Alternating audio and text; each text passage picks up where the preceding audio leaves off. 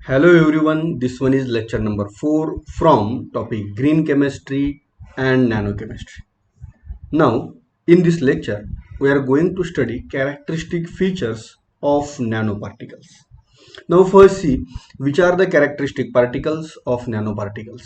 So, first one is color of nanoparticles, then second one is surface area, third one is catalytic activity, fourth one is thermal properties and melting point, mechanical properties, and last one is electrical conductivity.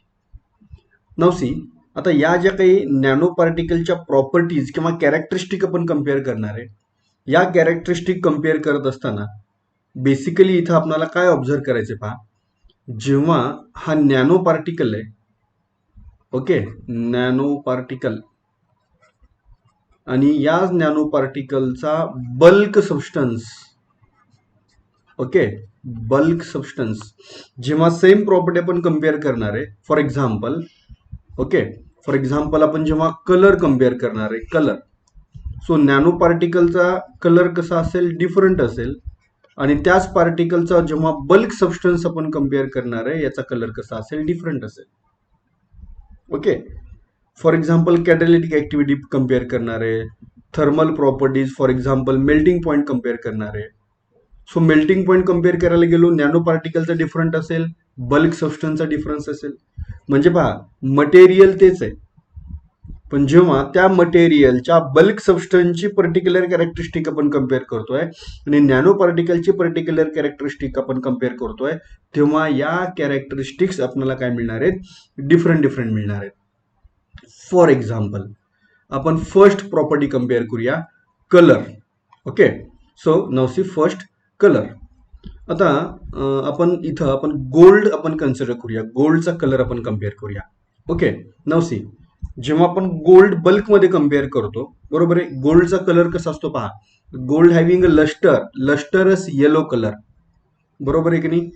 गोल्डचा colour कसा असतो पहा, yellow, तुम्हाला इथं slide वरती पाहायला मिळतोय. For example पहा, आपण गोल्ड ऑर्नामेंट्स यूज करतो, फॉर एक्झाम्पल पहा, दिस आर द गोल्ड ऑर्नामेंट्स, बरोबर आहे, त्यांचा कलर कसा असतो, येलो कलर असतो, yellow. Okay, so when gold it is in the bulk, जेव्हा गोल्ड बल्कमध्ये आहे, बरोबर, लार्ज क्वांटिटीमध्ये आहे, तेव्हा त्याचा कलर कसा आहे, येलो. आणि जर समजा आपण त्याला नॅनो पार्टिकल्स मध्ये ऑब्झर्व करत असेल, फॉर एक्झाम्पल आपण गोल्डचं सिम्बॉल काय आहे पहा, aurum, that is a AU. Suppose त्याचे आपण 100 ॲटम्स जर कंबाईन केले, yes, how many atoms, 100 atoms जर आपण समजा क्यूबच्या फॉर्म मध्ये अरेंज केले, okay, then they having a red colour, तेव्हा त्यांचा कलर कसा आहे पहा, रेड कलर आहे, they having a red colour. म्हणजे पहा, तो करस्पॉन्डिंग सबस्टन्स जेव्हा बल्कमध्ये आहे गोल्ड, तेव्हा त्याचा कलर कसा आहे, येलो. ओके, आणि तो जो सबस्टन्स बट नॅनो पार्टिकल्स मध्ये आहे, बरोबर आहे, इंटू स्मॉल पार्टिकल्स मध्ये आहे, then it having a different colour, तेव्हा कलर कसा आहे, red. Okay, so it is an optical property, बरोबर आहे की नाही, ही ऑप्टिकल प्रॉपर्टी आहे. So which is different at nano scale and at bulk scale. म्हणजे ही जी कलर, ही जी कॅरेक्टरिस्टिक आहे, आपण नॅनो स्केलमध्ये, नॅनो पार्टिकल्समध्ये कम्पेअर करतोय, बरोबर, आणि जेव्हा बल्कमध्ये कम्पेअर करतोय, तेव्हा तुम्हाला कलर कसा मिळतोय, डिफरंट डिफरंट मिळतोय. सो पहा, इथं हा जो कलर आहे, येलो कलर, हा कलर कसा आहे, Wien that substance it is in the bulk form, जेव्हा सबस्टन्स बल्क फॉर्म मध्ये आहे, तेव्हा हा कलर आहे. आणि रेड कलर केव्हा आहे, at a nano scale. Okay, मग आपण जेव्हा नॅनो पार्टिकल्सच्या या डिफरंट डिफरंट कॅरेक्टरिस्टिक आपण कम्पेअर करणार आहे, तेव्हा तुम्हाला काय ऑब्झर्व होणार आहे पहा, स्मॉल स्केलवरती, नॅनो स्केलवरती पर्टिक्युलर कॅरेक्टरिस्टिक कशी असणार आहे, डिफरंट असणार आहे, आणि बल्क स्केलवरती पर्टिक्युलर कॅरेक्टरिस्टिक कशी असणार आहे, डिफरंट असणार आहे. So we experience different different characteristic, different different properties when that substance it is in the nanoparticle scale, nanoscale, and when it is in the bulk scale. Okay, so this one is the first characteristic, that is a color of the nanoparticles. Okay, so after color, second characteristic, that is a surface area. आता example समजण्यासाठी मी इथं काय करतोय पहा, इथं मी arrange केलाय cube. Okay, so this one is the cube of the sugar. हा sugar पार्टिकल्सचा cube आहे. Okay, this one is the cube of the sugar. आता हा जो शुगर पार्टिकलचा जो क्यूब आहे, बरोबर, क्यूब ऑफ शुगर. येस, आपण याचा सरफेस एरिया कन्सिडर करूया एक्स. सरफेस एरिया मी कन्सिडर करतो x. And now this one is a sugar powder. बरोबर आहे. याच शुगर क्यूबचं कन्व्हर्जन आपण कशामध्ये करतोय, इनटू शुगर पावडर. आणि शुगर पावडरचा सरफेस एरिया मी सपोज कन्सिडर करतो वाय. मी काय कन्सिडर केलं पहा, surface area of sugar powder Y and surface area of sugar powder, sorry sugar cube x. Okay, आता इथं जर आपण दोघांचं व्हॉल्यूम कंपेअर करायला गेलो पहा, volume of cube and volume of sugar powder. Volume कसं असेल, volume is same, both having a same volume, but surface area is different. परंतु सरफेस एरिया कसा असेल, डिफरंट असेल. ओके, आता या केसमध्ये पहा, शुगर पावडरचा सरफेस एरिया कसा असेल, मोर असेल as compare two cube of the sugar. या शुगरच्या क्यूबच्या कंपॅरिझन मध्ये शुगर पावडरचा सरफेस एरिया कसा असेल, मोर असेल. मग इथं सरफेस एरिया जर आपण कम्पेअर करायला गेलो पहा, सरफेस एरिया, देन इथं रिलेशन कसं मिळेल पहा, Y it is larger as compare to X. Okay, पहा इथं रिलेशन कसं मिळालं, Y is more than the X. म्हणजे काय, surface area of sugar powder it is more than that of the surface area of the sugar cube. While volume remain same, volume same असणार आहे. येतं लक्षामध्ये.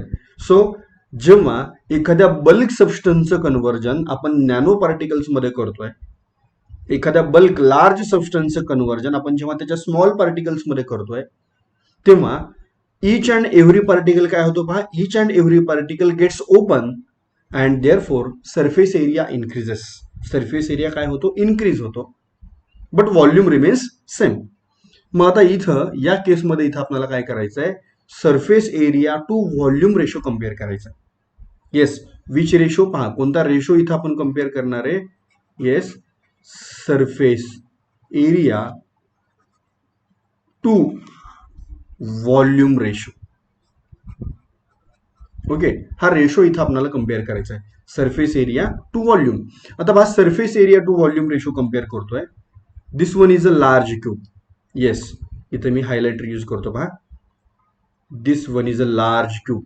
हा large cube आहे, bulk, in the bulk.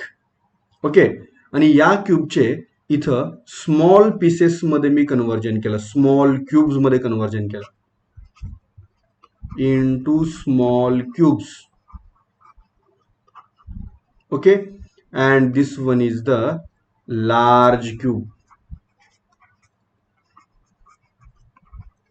Okay, now see, आता या केस मध्ये पहा, हा जो काही स्मॉल क्यूब आहे, व्हेरी स्मॉल क्यूब, यातला सिंगल क्यूब आपण जर कन्सिडर केला, सिंगल क्यूब. ओके, तर या सिंगल क्यूबचं पहा, इथं व्हॉल्यूम प्रोव्हाइड केलंय आणि सरफेस एरिया प्रोव्हाइड केलाय. सरफेस, टोटल सरफेस एरिया आपण कसं कॅल्क्युलेट करतो, height into width into sides, लांबी गुणिले रुंदी गुणिले उंची. ओके, मग हा सरफेस एरिया किती मिळाला पहा, व्हेरी स्मॉल क्यूबचा सरफेस एरिया मिळाला 6. Okay, it's total volume. Okay, आता समजा 1 सेंटीमीटर किंवा 1 मीटरचे काय असेल डायमेन्शन, त्याचं 1 इंटू 1 इंटू 1. आपण व्हॉल्यूम जर कॅल्क्युलेट करायला गेलो, 1 इंटू 1 इंटू 1. ओके, आता इथं 1 इंटू 1 इंटू 1 व्हॉल्यूम, लांबी गुणिले रुंदी गुणिले उंची, बरोबर आहे, इंटू 1, हे किती मिळणार आहे, so 1 into 1 into 1 it is 1. Okay, so इथं तुम्हाला व्हॉल्यूम किती मिळालं, 1 मिळालं, युनिट क्यूब जे काय असेल ते, आणि सरफेस एरिया किती मिळाला, 6, जो काय असेल तो युनिट स्क्वेअर असतो, सरफेस एरिया स्क्वेअर मध्ये असतो आणि हा युनिट व्हॉल्यूम क्यूब मध्ये असतो. सो तुम्हाला इथं 6 डिवायडेड बाय 1 हा रेशो तुम्हाला काय मिळेल, हा रेशो मिळाला 6. Surface area to volume ratio single क्यूबसाठी काय मिळाला 6 नॅनो पार्टिकल, बरोबर आहे. It is a nano particle. आपण याला असं कन्सिडर केलंय की हा नॅनो पार्टिकल आहे, फॉर नॅनो पार्टिकल. आणि हा लार्ज पार्टिकल बल्कमध्ये जो आहे त्याला जर आपण कम्पेअर केला, पहा सरफेस एरिया किती आहे 150, टोटल व्हॉल्यूम किती आहे 125, आणि मग 150 अपॉन 125 हा जर रेशो आपण कम्पेअर केला, येस, तर रेशो तुम्हाला कळेल किती मिळेल पहा 1.2. सो पहा नॅनो स्केलमध्ये surface area to volume ratio कसा मिळाला, into nano scale surface area to volume ratio is high, while in bulk surface area to volume ratio is low. So very simple concept. जेव्हा nano scale मध्ये असतो, in case of nanoscale, in case of nano particle, each and every particle gets open, therefore its surface area increases, while in the bulk मध्ये काय होतं, त्या पार्टिकलचा surface area, each and every पार्टिकलचा surface area open होतो का नाही होत, देअरफॉर सरफेस एरिया कसा असतो, लो असतो इन द बल्क, बरोबर आहे. कशामध्ये, बल्कमध्ये सरफेस एरिया लो असतो. So therefore in the bulk surface area to volume ratio is low, and in the nano scale surface area to volume ratio is high. मग आता याचा effect exactly काय होतो, when each and every particle gets open, then speed of the reaction increases, reaction takes place with a rapid speed, बरोबर आहे. For example आपण combustion reaction consider करूया. समजा मी तुम्हाला वुडन क्यूब प्रोव्हाइड केला, wooden cube, yes, this one, suppose this one is the wooden cube, हा wooden cube आहे, आणि याच क्यूबचं जर कन्व्हर्जन समजा मी वुडन पावडर मध्ये केला into nano scale, okay, into small scale, this one is the wooden particle and wooden cube. तर पहा कोणाचं कंबशन फास्ट होईल. सो वुडन पावडर जे आहे, वुडन पावडर याचं कंबशन कसं होईल, फास्ट होईल, because surface area is more, बरोबर की नाही. या केसमध्ये सरफेस एरिया मोर आहे. So high surface to volume ratio is very important, बरोबर की नाही. म्हणजे इथं इम्पॉर्टंट कॅरेक्टरिस्टिक कोणती आहे, surface to volume ratio, it is very important in this case. Okay, so in a bulk surface to volume ratio is low, and in a nanoscale it is high, because bulk material is subdivided into number of particles and individual particle gets open, therefore total surface area increases but volume remains same. Volume कसं असणार आहे, सेमच असणार आहे, but त्या पार्टिकलचं surface area काय होणार आहे, इनक्रीज होणार आहे. So this one is the surface area of a nano particle or a nanoscale. So this one is the second characteristic of a nanoparticle. Then next one is catalytic activity. आता आपण just compare केलं होतं पहा, in case of nanoscale, in case of nanoparticle, surface area increases, obviously each and every particle gets open, gets exposed to chemical. आपण जेव्हा catalyst म्हणून use करतो, for example पहा, A plus B it gives product, आणि या reaction मध्ये पहा इथं मी कॅटलिस्ट यूज करतोय, suppose Z is the catalyst. Z हा काय आहे, it is a catalyst. So generally पहा कसा असतो, झेड हा जो कॅटलिस्ट आहे it is in the solid state, हा सॉलिड स्टेट मध्ये असतो, and A and B these are the reactants, they are in the liquid state, हे लिक्विड स्टेट मध्ये असतात.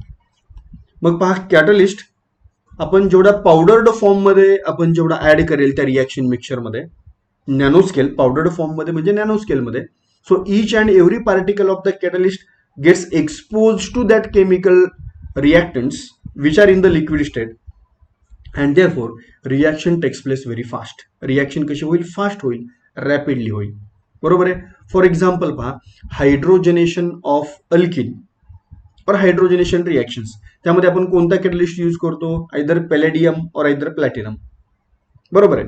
मग हे जर नॅनो साईज मध्ये ऍड केले आपण, पार्टिकल साईज मध्ये जर आपण ऍड केले तर रिॲक्शन काय होईल, मोर फास्ट होईल. Okay, so this one is the catalytic activity of a nano particles. Then gold when it is in the bulk, जेव्हा समजा गोल्ड आपण यूज करतोय, गोल्ड इन बल्क जेव्हा बल्क मध्ये यूज करतोय, देन इट इज अनरिॲक्टिव्ह, तेव्हा ते कसं असतं पहा, unreactive or less reactive. But तेच जर आपण नॅनो पार्टिकल्स मध्ये यूज केलं, नॅनो पार्टिकल्स नॅनो स्केल वरती, okay, then it is it reacts easily, तर ते काय होतं, इझिली कॅटलिस्ट म्हणून ऍक्ट करतं. So in the bulk it is unreactive. Gold when it is in the bulk it is unreactive, but in the nano scale as a nano particle, it acts as a catalyst. पहा, gold जर आपण बल्कमध्ये use केला तर तो अनरिॲक्टिव्ह आहे, but तो जर नॅनो पार्टिकलच्या फॉर्म मध्ये यूज केला तर मात्र तो काय म्हणून ऍक्ट होतो, कॅटलिस्ट म्हणून ऍक्ट होतो. Okay, so very important. पहा, आपण इथे एक्झॅक्टली काय कम्पेअर करतोय, एखादा सबस्टन्स बल्क मध्ये असताना आणि नॅनो पार्टिकल मध्ये असताना त्याच्या प्रॉपर्टीज कशा कशा आहेत, डिफरंट आहेत. So when gold, now see best example, when gold when it is in the bulk it is unreactive, तेव्हा गोल्ड कसा आहे, unreactive. But gold nano particles they found to be a very good catalyst. गोल्डचे nano particles मात्र कशा आहेत, good catalytic form मध्ये आहेत. Okay, so this one is the catalytic activity of nano particles और नॅनो स्केल पार्टिकल्स. आता पहा, जेव्हा एखादा सबस्टन्स आपण कॅटलिस्ट म्हणून यूज करत असतो, तो रिसायकल करून आपण पुन्हा सेपरेट करू शकतो, पुन्हा मिळवू शकतो. Got it? So this one is the catalytic activity of nanoscale or nanoparticles. Then next one is thermal properties, that is a melting point. आता इथं पहा, आपण सोडियम कंपेअर करूया. Sodium, okay, now C, in case of sodium, when sodium is a cluster, it is a cluster of 1000 atoms. समजा 1000 atoms चा cluster आहे, 1000 atoms, then its melting point is 288 Kelvin. तेव्हा त्याचा मेल्टिंग पॉइंट किती आहे, 288 kelvin. Okay, Wien cluster of sodium of 1000 atoms, now cluster of sodium of 10,000 atoms. पहा, आता atoms किती आहेत सोडियमचे, सोडियमचे atoms आहेत 10,000. ओके, म्हणजे पहा, आता या केसमध्ये 10,000 atoms आहेत, म्हणजे नंबर ऑफ atoms इन्क्रीज झाले, automatically melting point also increases, it is 303 kelvin. Okay, and when sodium it is in the bulk, sodium जेव्हा बल्क मध्ये आहे, got it, when it is in the bulk then melting point is 371 kelvin. म्हणजे पहा, substance same आहे. कोणता substance आहे, sodium, but when it is in the nanoparticle form, when in the nano size form, its melting point is low. तेव्हा त्याचा melting point कसा आहे, low आहे. केव्हा लो आहे, नॅनो स्केल मध्ये, in nano scale. Okay, but when sodium it is in the bulk then its melting point is high. तेव्हा त्याचा मेल्टिंग पॉइंट कसा आहे, पहा, हाय आहे. केव्हा हाय आहे, in the bulk form. So again this characteristic thermal property or melting point, it is different in nanoscale and in the bulk form. So this one is the fourth characteristic of nanoparticle or nanoscale particle. Then after thermal properties, next one is a mechanical property. आता mechanical property म्हणजे काय, exactly काय compare करायचं आहे, तर आपल्याला mechanical strength compare करायची. Okay, now see, आपण इथं एक्झाम्पल कन्सिडर करतोय, yes, nano sized copper and palladium cluster. बरोबर आहे, nano sized copper and palladium cluster, यांचा क्लस्टर पहा, यांचा क्लस्टर आहे, त्याची साईज किती आहे, रेंज किती आहे, 5 to 7 nanometre, 5 to 7 nanometre. Then it having a more hardness. Okay, याचा हार्डनेस पहा, रेग्युलर बल्क मेटल पेक्षा याचा हार्डनेस किती आहे, 500% ग्रेटर, 500% ग्रेटर. म्हणजे आपण समजा पहा, आपण हार्डनेस जर कम्पेअर करायला गेलो, hardness, okay, for example copper cluster, बरोबर, याचं डायमेन्शन पहा, नॅनो पार्टिकल 5 to 7 नॅनोमीटर, बरोबर आहे. Its hardness is more as compare to copper in bulk form. आपण कॉपर जर बल्क फॉर्म मध्ये कम्पेअर केला तर त्याच्यापेक्षा कॉपर क्लस्टर जो असतो, copper cluster means it is a nano scale. Copper cluster कोणत्या स्केलमध्ये असणार आहे? Nano scale.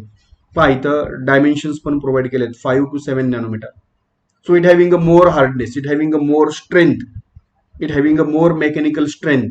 Okay, so nano particles they show different mechanical strength as compare to bulk substance.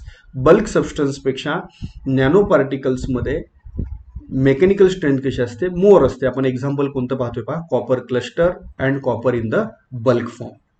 Then after mechanical property, next and important property that is a electrical conductivity. आता electrical conductivity जेव्हा आपण compare करतोय, आपण कार्बनचे allotropes compare करूया. That is a carbon nano tube, carbon nano tube and okay carbon nano tube and diamond. Okay, so both are made up of same substance, same composition, same आहे, carbon पासून बनलेले ते, बरोबर. So carbon nano tube, so this one is the carbon nano tube. Okay, आता carbon nano tube जेव्हा आपण compare करतोय, पहा carbon nano tube it is a conductor, conducting substance. So it acts as a conductor, it acts as a conductor और semi conductor. Okay, it acts as a conductor और semi conductor. पहा कोणता substance आहे conductor और semi conductor? Carbon nano tube. आणि हे कोणत्या form मध्ये आहे? It is in the nano scale, बरोबर की नाही? हे नॅनो स्केल मध्ये आहे. सो नॅनो स्केल मध्ये हे मटेरियल कसं आहे? गुड कंडक्टर और सेमी कंडक्टर. बट हे जर बल्क मध्ये पाहिलं, पहा बल्क मध्ये डायमंड, डायमंड कसं असतो? Yes, diamond is a bad conductor. So diamond is a bad conductor. So substance same आहे, कंपोजिशन सेम आहे, बट इलेक्ट्रिकल कंडक्टिव्हिटीच्या प्रॉपर्टी आहेत ते कशा आहेत? डिफरंट आहेत. So you observe that at a nano scale some substances behave as a conductors, semiconductors, but in the bulk they behave as a bad conductor. Best example, carbon nanotubes and diamond. So carbon nanotubes at a nanoscale, they act as a good conductor or semiconductor, but carbon in the bulk, for example diamond, it acts as a bad conductor. So these are the characteristics of nanoparticles. हे आपण काय compare केले पहा, characteristics of nanoparticles. So once again, which are the characteristics of nanoparticle? So there are 6 characteristics of nanoparticles. Yes, so once again, now see first, color of the nanoparticles. Color of the nanoparticles, it is different than the color of the bulk substance. Then surface area to volume ratio. Surface area to volume ratio of nanoparticles, it is more than that of the bulk substance. Then catalytic activity, catalytic activity of a nanoparticles, it is more than that of the bulk substance. Then thermal properties, melting point of a nanoparticles, it is less than that of the bulk substance. Then mechanical property or mechanical strength, it is more than that of the bulk substance. And electrical conductivity. Now see, substance to substance याच्यामध्ये variety असू शकते. आपण कार्बनचं example पाहिलं होतं. Carbon nanotubes having more electrical conductivity than the diamond. Actually diamond कसा असतो? Diamond bad conductor असतो आणि कार्बन नॅनोट्यूब्स कशा असतात? गुड कंडक्टर्स असतात. So this one is the characteristic features of nano particles. आपण नॅनो पार्टिकलच्या कॅरेक्टरिस्टिक फीचर्स इथं आपण काय केल्या? कम्पेअर केल्या. नेक्स्ट लेक्चरमध्ये प्रिपरेशन और synthesis of nano particles. Next लेक्चरमध्ये आपल्याला काय करायचंय? सिंथेसिस ऑफ नॅनो पार्टिकल्स हा कन्सेप्ट काय करायचा आहे? स्टडी करायचा.